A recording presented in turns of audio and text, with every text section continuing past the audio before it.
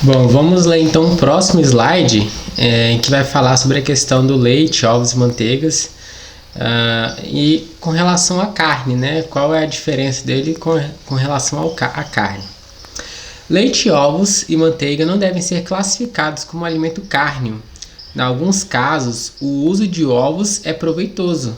Não chegou ainda o tempo de dizer que deva ser inteiramente abandonado o uso de leite e ovos. Famílias pobres existem, cuja alimentação consiste grandemente em pão e leite.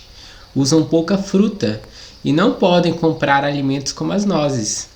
No ensino da reforma do regime alimentar, como em todo outro ramo do Evangelho, devemos considerar as pessoas em sua verdadeira situação, até que possamos ensiná-las a prepararem alimento saudável que seja apetitoso, nutritivo e ao mesmo tempo econômico. Não temos a liberdade de apresentar-lhes as sugestões mais avançadas referentes à reforma alimentar.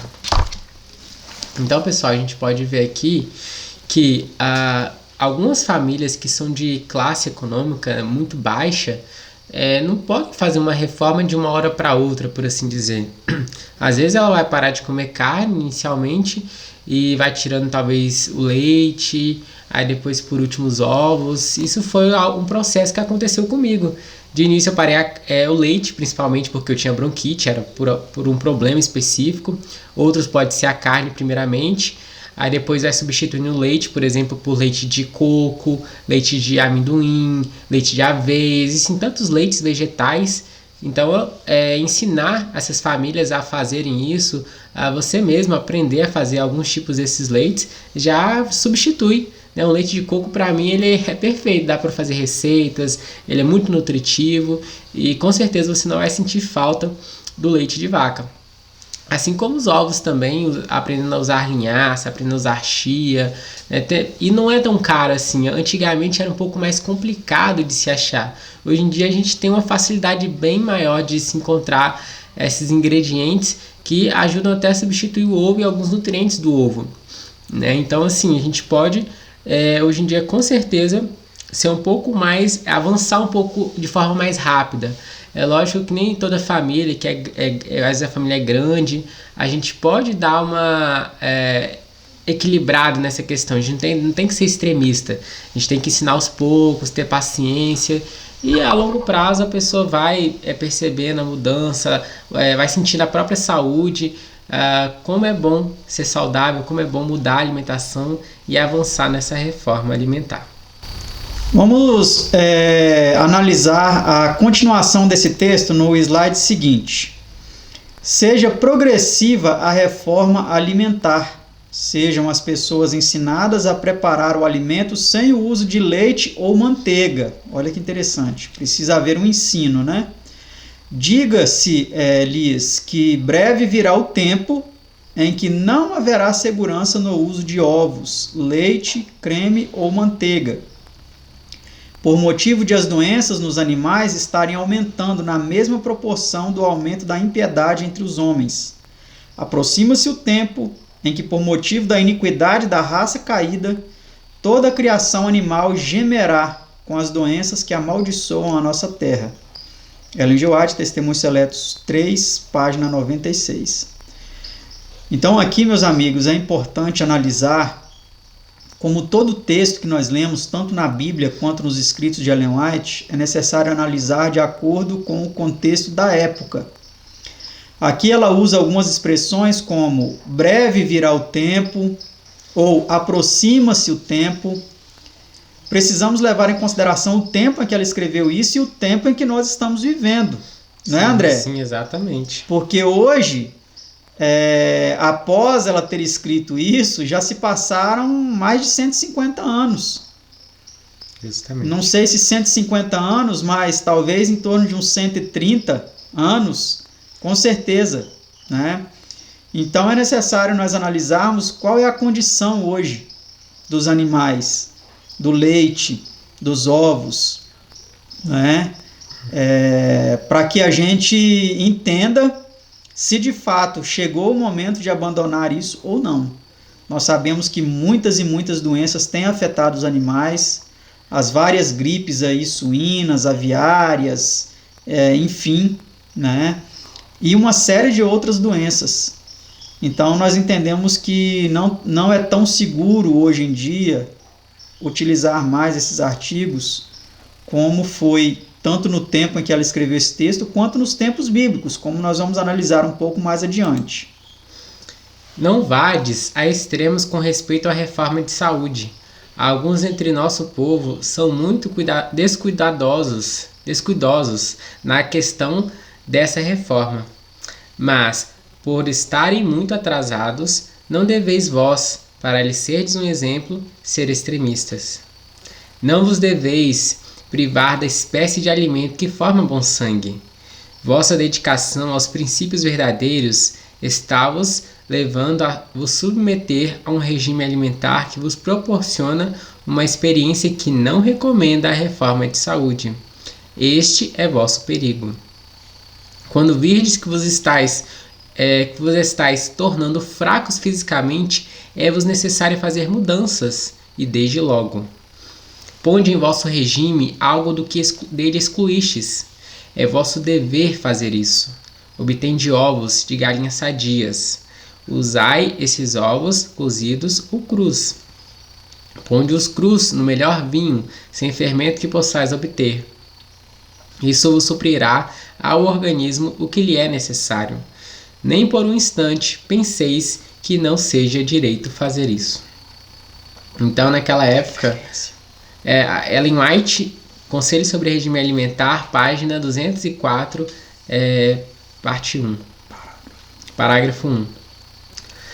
Então, pessoal, a gente pode ver aqui que na época dela, assim como eu vejo hoje em dia, em alguns momentos pode ser necessário até mesmo uma regressão, entre aspas, uma volta, porque às vezes a pessoa exclui tantas coisas, né? Não vou comer trigo porque tem glúten, não vou comer aquilo porque tem isso.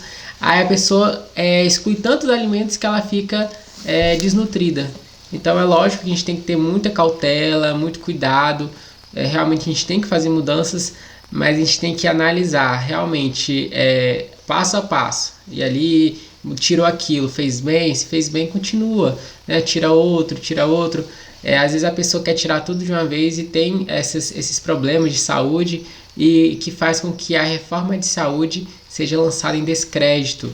Então é muito complicado isso. E a questão dos ovos crus com vinho, hein? Eu percebi que você até deu uma engasgada na hora que leu, André. O que você achou dessa ideia? Eu já, no curso que eu fiz de naturopatia, tinha uma receitinha que fazia com suco de uva, com caldo de cana também e ovo cru batia. É algo estranho até hoje, né? Confesso dizer que é algo estranho, parece que não faz muito sentido, né, nessa questão aí de saúde, parece ser, entre aspas, nojento, muitas pessoas têm uma gastura, mas principalmente quando você bate no liquidificador, parece que não sente muito gosto. Eu nunca experimentei, mas dizem, quem eu já recomendei essas receitas, dizem que não tem gosto, então dá para usar, não tem grandes dificuldades não. E ela ainda diz, né, nem por um instante penseis que não seja direito fazer isso. Então quer dizer, realmente deve ser algo muito saudável, né? Muito bom para a saúde, né? Sim, ajuda a aumentar a imunidade. Isso aí é um ótimo tônico para a pessoa que está às vezes com aquela, às vezes até mesmo com câncer ou com alguns problemas, né, mais sérios, está muito gripado, está muito fraquinho, desnutrido. A pessoa com certeza ela vai melhorar. Vamos para o próximo slide, então. Apreciamos vossa experiência como médico e, todavia, digo que leite e ovos devem ser incluídos em vosso regime. Estes artigos não podem, presentemente, ser dispensados e não deve ser ensinada a doutrina de dispensá-los. Presentemente, aqui é importante nós entendermos na época em que ela escreveu, né? Sim. Estais em perigo de assumir um ponto de vista demasiado radical acerca da reforma de saúde e de prescrever para vós mesmos um regime que não vos sustentará. Olha. Tenho esperança de que levareis a sério as palavras que vos tenho dirigido. Foi-me apresentado que não podereis exercer influência de maior êxito na reforma de saúde, a menos que em algumas coisas vos torneis mais liberais, para com vós mesmos e com outros. Virá o tempo em que o leite não possa mais ser usado tão livremente como é agora, mas o momento presente, em que ela escrevia, não é tempo para descartá-lo. E os ovos contêm propriedades que são agentes medicinais para combater venenos. E conquanto tenham sido dadas advertências contra o uso desses artigos em famílias onde as crianças eram viciadas e muito viciadas no hábito da masturbação, contudo, não devemos considerar negação do princípio usar ovos de galinhas bem cuidadas e alimentadas devidamente. Ellen G. White, Conselho sobre Regime Alimentar, página 204, parágrafos 2 a 4. Então aqui, meus amados, nós vemos que se quebra um paradigma que muitas pessoas imaginam que Ellen White é extremista, é fanática com relação ao regime alimentar, com relação ao que comer, dizendo que é pecado comer isso, é pecado beber aquilo. E aqui, nesse texto, nós vemos claramente que não existe nenhum extremismo da parte dela. Sim, Pelo sim. contrário, ela está aqui orientando uma pessoa a não ser extremista. Sim. E ela diz que os ovos, eles contêm propriedades que são agentes medicinais para combater venenos. Até o fato dos ovos serem um problema para, aqui ela diz, crianças que eram viciadas no hábito da masturbação, porque o ovo ele contém muitos hormônios, Então isso aflora mais quem tem esse hábito, essa prática. Ela diz que mesmo assim não devemos considerar negação do princípio usar ovos de galinhas bem cuidadas e alimentadas devidamente. Exatamente. Então, se você tem aí na sua roça ou alguém próximo de você que tem galinhas sadias, que você sabe como elas são tratadas, o tipo de alimento que elas comem, e de fato esses ovos são ovos caipira e não aquele caipira falsificado, André? Sim, daquelas muito comum. galinhas que são vive na roça, mas é tratada com ração. Não adianta nada, Sim.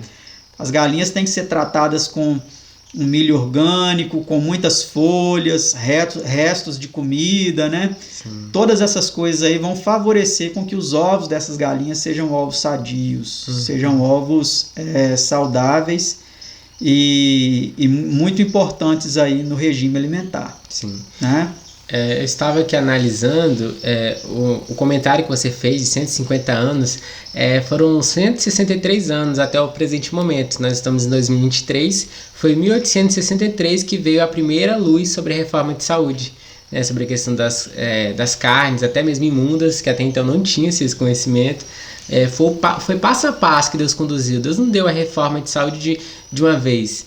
Ele foi passo a passo conduzindo, até porque as pessoas iriam achar muito difícil na época, se fosse, imagina você falar para não comer nada, literalmente nada de origem animal de uma vez.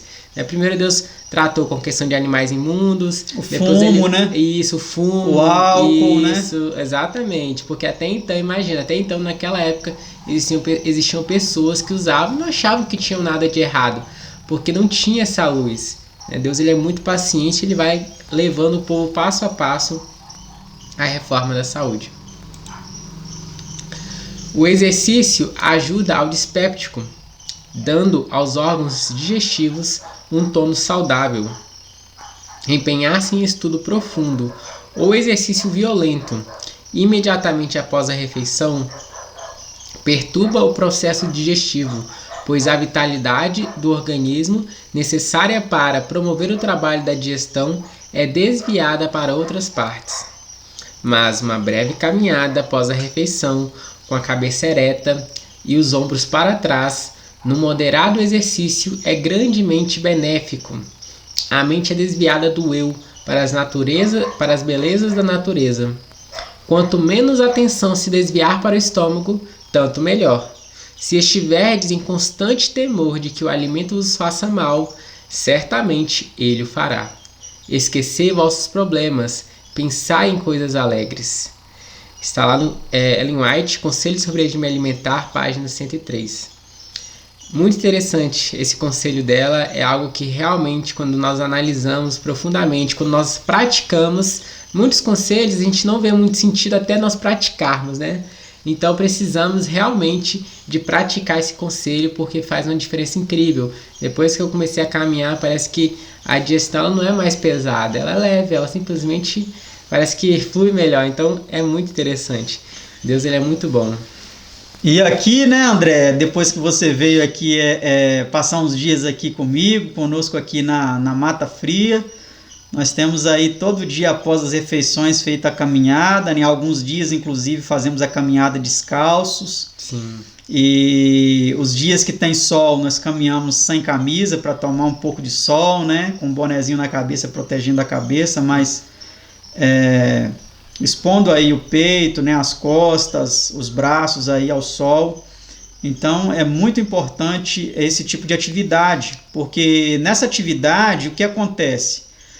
Além de nós estarmos caminhando descalços, fazendo a descarga eletromagnética, né, nós estamos respirando um ar puro, nós estamos favorecendo a digestão, uma boa digestão, nós estamos recebendo a vitamina D da luz do sol, nós estamos contemplando a natureza, que contemplar a natureza, como nós lemos aqui, é algo extremamente benéfico, né?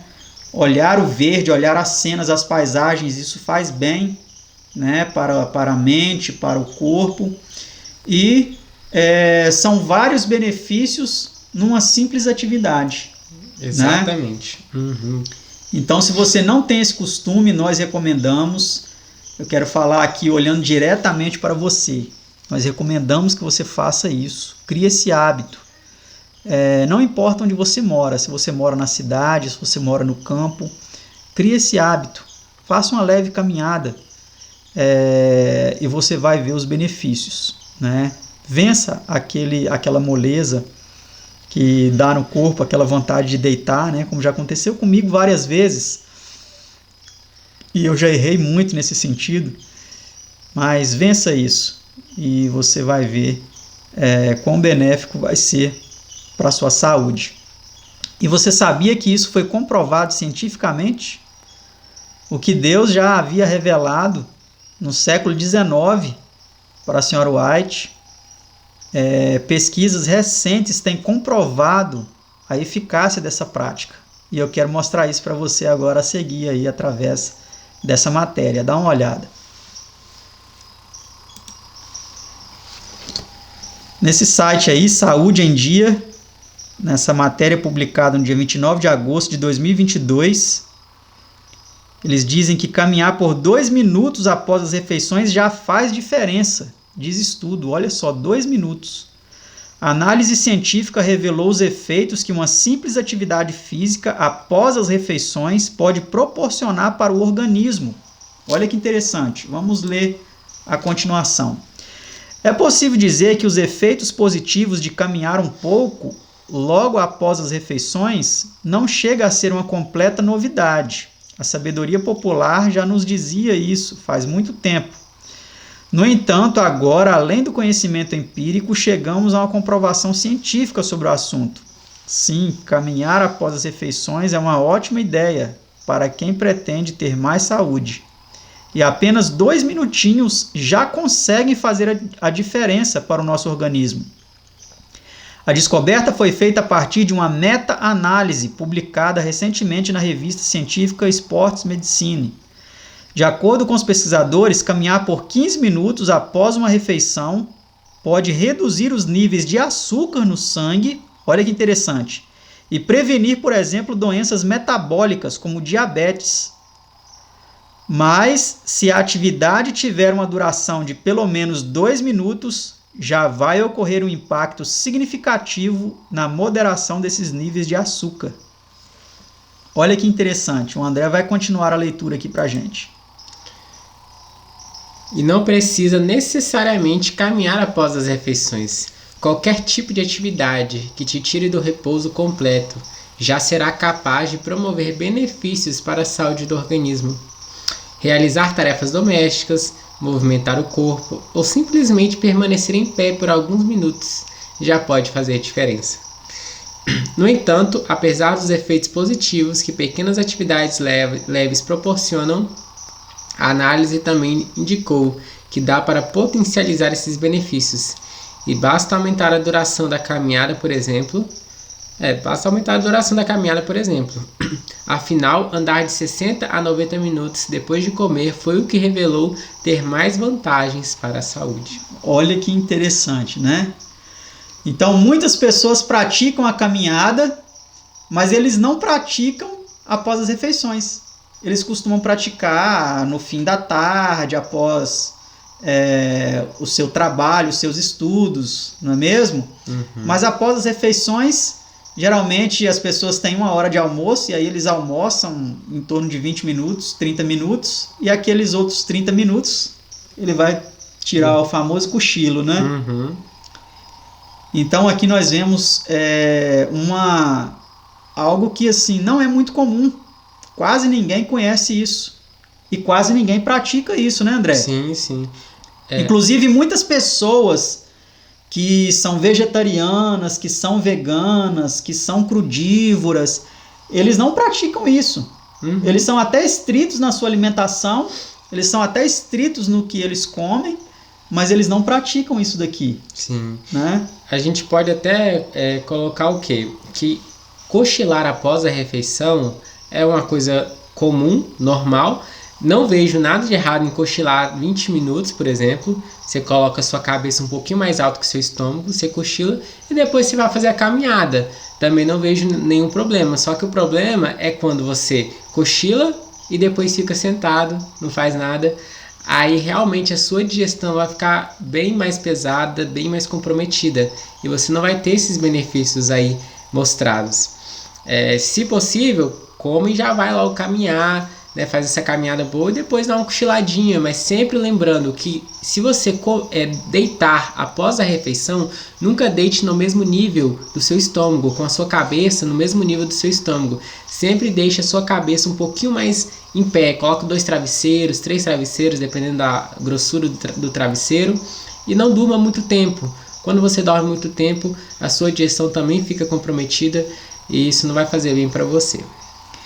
E eu quero agora dar um conselho diferente do André. Se você fizer isso, a tentação vai ser grande e você não vai caminhar. Os 20 minutos vão virar 30, vão virar 1 hora e você nunca vai criar esse hábito. Então rompa com o hábito do cochilo. Rompa completamente. Quer cochilar? Crie um propósito. Eu só vou cochilar depois que eu caminhar no mínimo 10 minutos. Começa assim, começa devagar. Você viu aqui na reportagem que 2 minutos já é suficiente. Mas eu te desafio um pouco mais longe. Vai 10 minutos. Uhum. Na primeira semana. Depois na segunda semana, vai 20. Depois, vai 30.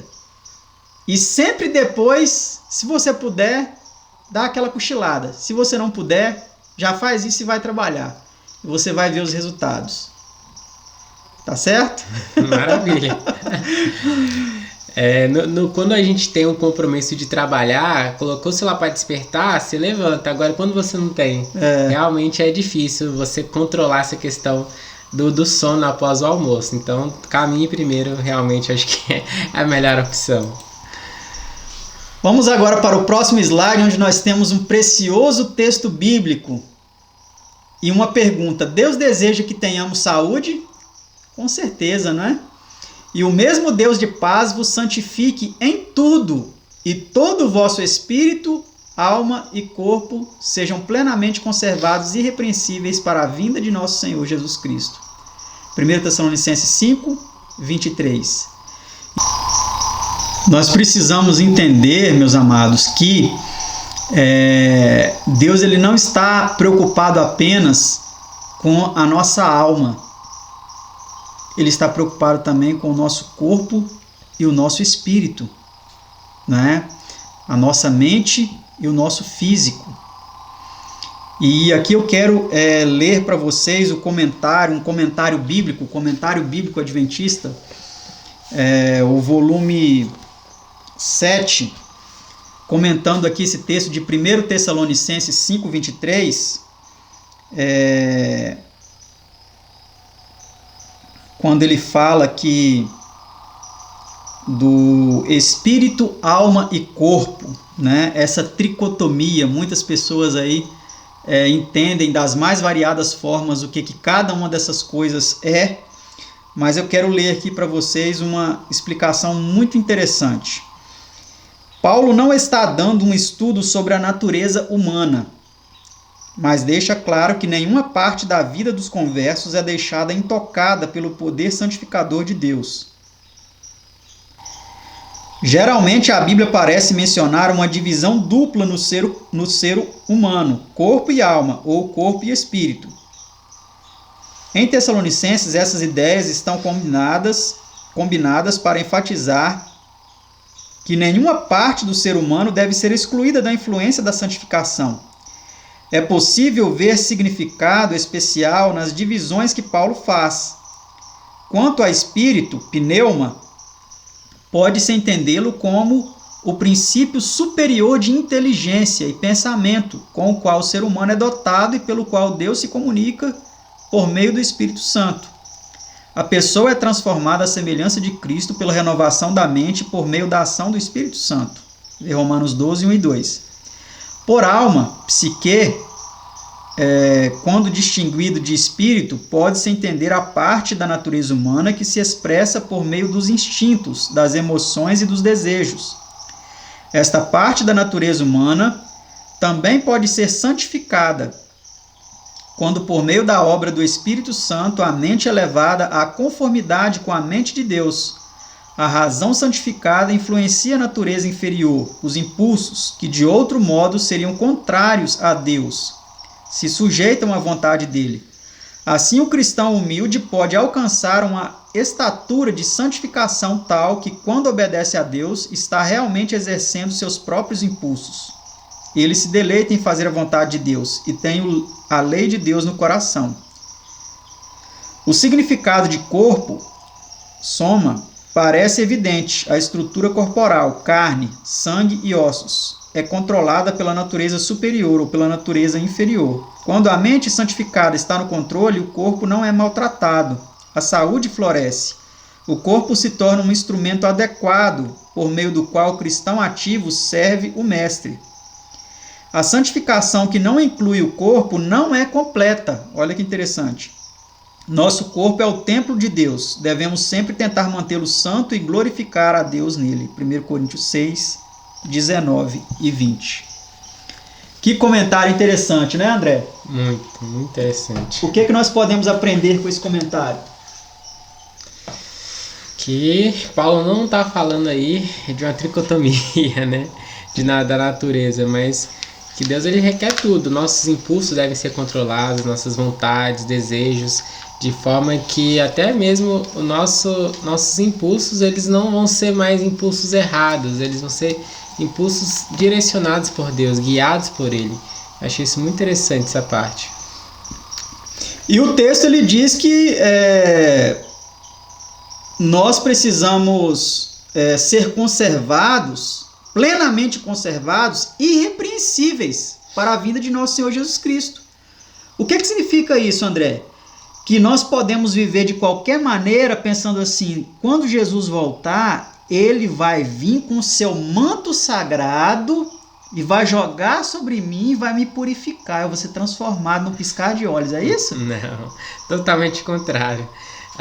Já vamos ser encontrados irrepreensíveis, ou seja, não vai ter o que ser repreendido, não vai ter repreensão mais quando Cristo voltar. É isso que Cristo espera de nós. Ele espera que nós alcancemos um caráter que não esteja mais corrompido pelo pecado, mortos, né, em ofensas e pecados. Mas ele espera um caráter puro, um caráter transformado. Pois Cristo ele não vem para transformar o caráter. Isso já deve acontecer desde já. É isso que ele espera de nós. Deus deseja que tenhamos saúde. Porque sabemos que toda a criação geme e está juntamente com dores de parto até agora. E não só ela, mas nós mesmos, que temos as primícias do Espírito, também gememos em nós mesmos, esperando a adoção, a saber, a redenção do nosso corpo. Romanos 8, 22 e 23. Então, acho interessante isso, a criação ela geme com dores de parto.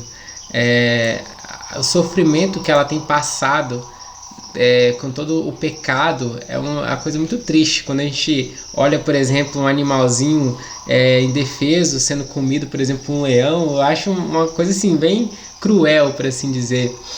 E ela espera a volta de Cristo. E nós também esperamos.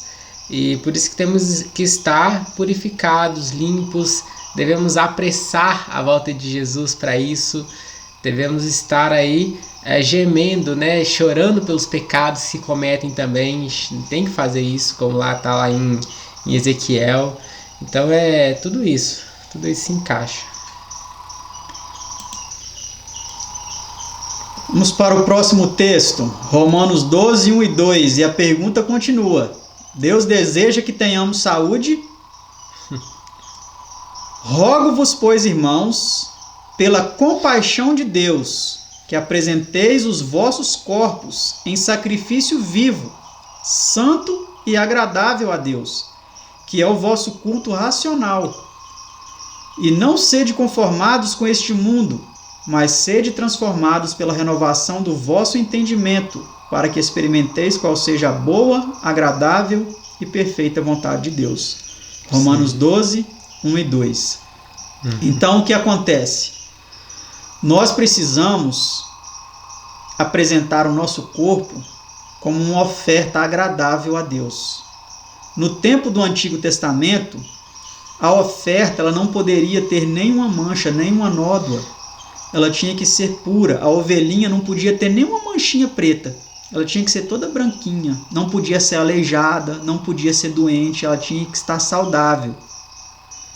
E quando o apóstolo Paulo fala em Romanos 12, 1 e 2, que nós temos que apresentar o nosso corpo como um sacrifício vivo, não é um sacrifício agonizante, não é um sacrifício defeituoso, não é um sacrifício moribundo. A senhora White tem até um texto que ela fala que muitos estão apresentando um sacrifício morto, agonizante. Né?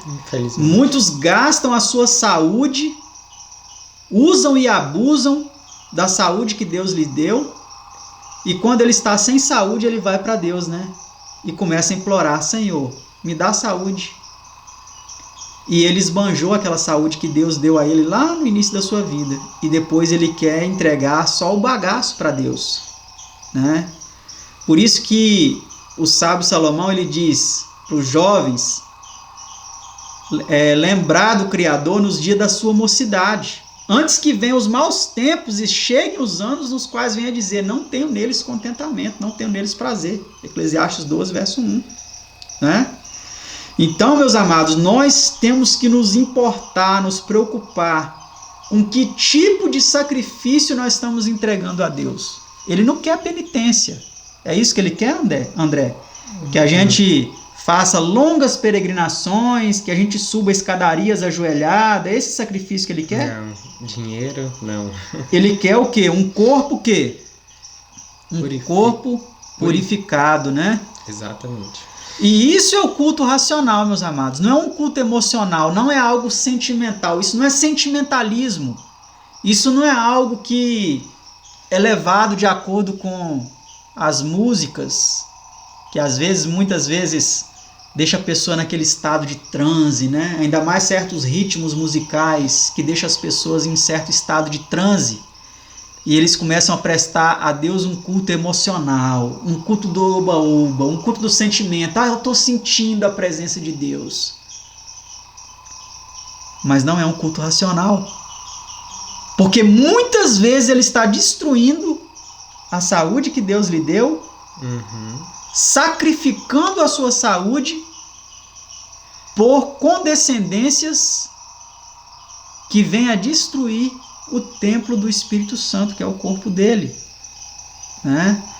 Então, meus amados, nós temos que ser transformados pela renovação do entendimento. Agora você está tendo um entendimento do que realmente promove uma saúde verdadeira.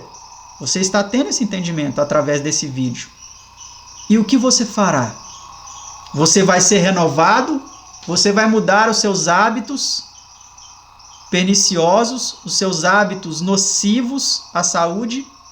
Ou você vai continuar do jeito que você está? Você quer experimentar qual é a boa, perfeita e agradável vontade de Deus?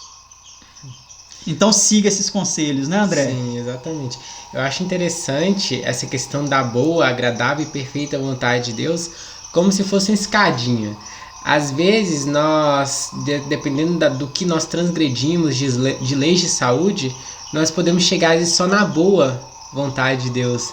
Mas Deus quer que nós alcancemos a perfeita vontade de Deus. Às vezes a gente está no patamar assim, Ele quer que a gente chegue aqui, só que por nossa lerdeza, por assim dizer, nossa demora, a gente só vai chegar até aqui. E às vezes tem muito mais coisas que Deus queria nos usar, nos mostrar, e nós nos acomodamos. Infelizmente, o ser humano, ele naturalmente é assim, mas nós não precisamos de ser assim. Deus não quer que sejamos assim. Então, que possamos nos renovar nesse entendimento para que possamos realmente chegar até onde Ele quer que estejamos. Amém. E na próxima parte, nós vamos analisar vários textos bíblicos, de Gênesis até o Novo Testamento, para nós entendermos muitas citações que falam sobre alimentação na Bíblia. Não é, André? Sim, sim. Então, se você gostou dessa parte, não deixe de assistir a próxima. Fique conosco e que Deus te abençoe. Amém.